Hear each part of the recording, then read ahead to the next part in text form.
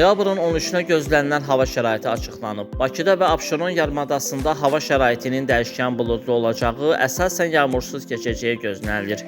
Mülayim cənub-qərb küləyi əsəcək. Havanın temperaturu gecə 6-8 dərəcə, gündüz 12-14 dərəcə isti olacaq.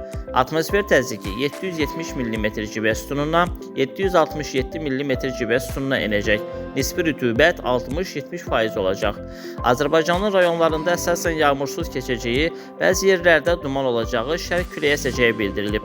Havanın temperaturu gecə 1-5 dərəcə isti, gündüz 10-15 dərəcə isti, dağlarda gecə 3-8 dərəcə şaxta, gündüz 0-5 dərəcə isti olacağı bildirilib.